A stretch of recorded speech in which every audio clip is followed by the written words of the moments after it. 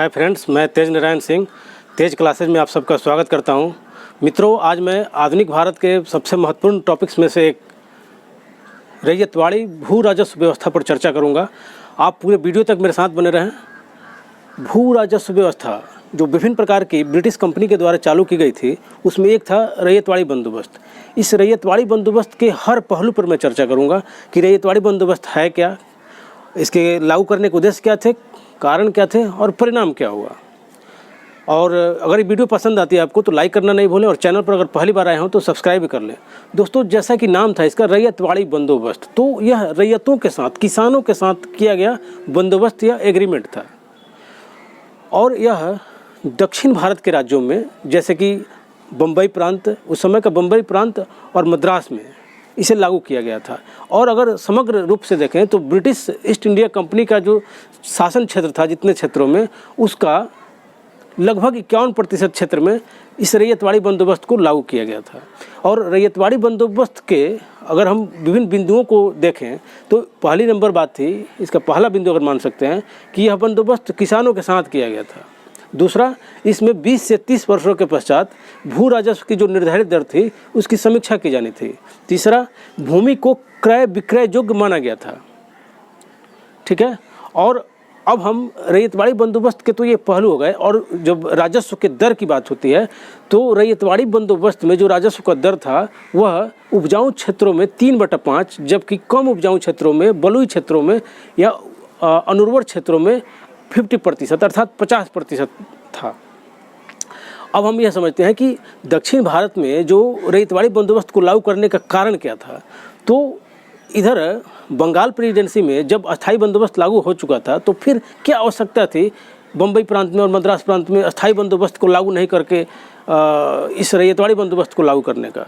तो इसे समझने के लिए हमें यह समझना होगा कि उस समय दक्षिण भारत में 1750 ईस्वी के आसपास ही बम्बई प्रांत में और मद्रास क्षेत्रों में ब्रिटिश कंपनी का शासन लगभग स्थापित हो चुका था और विभिन्न प्रकार की राजस्व प्रणालियाँ अपनाई जा रही थी। और यही ग्रेजुअली विकास हुआ आपको भू राजस्व व्यवस्था का, और कालांतर में रैयतवाड़ी बंदोबस्त के रूप में उभर करके सामने आया। तो जब हम कारण की बात करते हैं तो कारण क्या था, तो कारण यह था कि अस्थाई बंदोबस्त से बड़े पैमाने पर ब्रिटिश कंपनी को हानि हो रही थी, क्योंकि 1790 ईस्वी में जो भू राजस्व की दर निर्धारित थी वहीं भू राजस्व आज़ादी के समय तक मिलता रहा। कहने का मतलब यह हुआ, अगर आप उदाहरण के रूप में देखें तो मान लीजिए कि आपको वेतन 10,000 रुपया मिल रहा है और 30 वर्षों के पश्चात भी अगर आपको 10,000 रुपया ही मिलता है, तो वैसे में मुद्रास्फीति के कारण, मुद्रा के अवमूल्यन के कारण उसका जो वास्तविक वैल्यू है वह बहुत कम हो जाता है और व्यापक हानि उठाना पड़ रहा था। साथ में तीसरा जो कारण था कि अस्थायी बंदोबस्त में यह देखा गया था कि किसानों का व्यापक पैमाने पर शोषण हो रहा है, साथ में कृषि का विकास नहीं हो रहा, विस्तार नहीं हो रहा है। इस कमी को दूर करने के लिए भी रैयतवाड़ी बंदोबस्त दक्षिण भारत में लागू किया गया था। और जो चौथी बात है दोस्तों, जो चौथा कारण है कि बंगाल के जैसे क्षेत्रों में यहाँ पे जमींदार एक वर्ग के रूप में था, परंतु उस क्षेत्र में स्पष्ट जमींदार वर्गों का अभाव था, इसीलिए सीधे रैयतों के साथ समझौता किया गया। अब जब हम आगे बढ़ते हैं तो अब यह समझिए कुछ फैक्ट को कि रैयतवाड़ी बंदोबस्त जो है वह सबसे पहले 1792 ईस्वी में बारामहल जिले में कर्नल रीड के द्वारा लागू किया गया। और कालांतर में रीड का जो है रैयतवाड़ी बंदोबस्त से विश्वास कम होने लगा, परंतु मुनरो का विश्वास जो है वह बढ़ता चला गया। और 1797 ईस्वी में जब राजस्व बोर्ड का बैठक होता है तो राजस्व बोर्ड ने रैयतवाड़ी बंदोबस्त को बंद करने की बात की, जिसका पुरजोर तरीके से मुनरो ने विरोध किया था। अब हम जब आगे देखते हैं दोस्तों कि जब कालांतर में मुनरो को निजाम के द्वारा प्राप्त सत्तांतरित क्षेत्र का कलेक्टर बनाया गया, तो मुनरो ने उस क्षेत्र में रैयतवाड़ी बंदोबस्त को सफलतापूर्वक संचालित किया। और परंतु यह भी देखा गया कि 1809 ईस्वी तक कोर्ट ऑफ डायरेक्टर्स के आदेश से इस रैयतवाड़ी बंदोबस्त को क्लोज कर दिया गया, बंद कर दिया गया। परंतु जब इसकी सफलता और स्पष्टता निर्धारित हो गई, सबको पता चल गई, तो 1818-19 ईस्वी में फिर से इसे लागू कर दिया गया। अब हम दोस्तों यह समझते हैं कि रैयतवाड़ी बंदोबस्त में के परिणाम क्या हुए। तो रैयतवाड़ी बंदोबस्त का परिणाम भी अन्य भू राजस्व व्यवस्थाओं के परिणामों के जैसा ही था, जैसे कि रैयतों का खूब शोषण हुआ।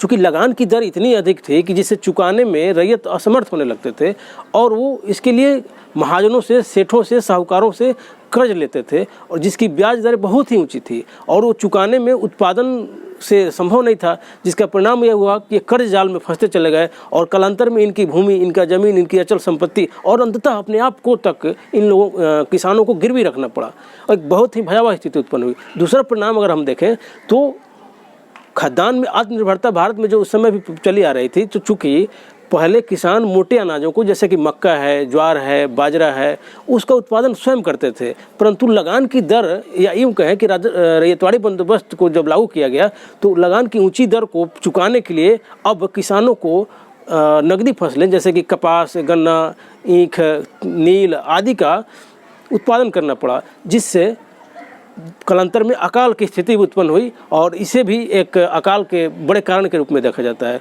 और तीसरे परिणाम की अगर हम और देखें तो ग्रामीण ऋणग्रस्तता, रूरल इंडेप्टनेस, अर्थात किसानों की, ग्रामीणों की क्रय शक्ति घटती चली गई, उनके पास पैसों का अभाव होने लगा, पूरा जीवन एक तरह से नरकीय होने लगा।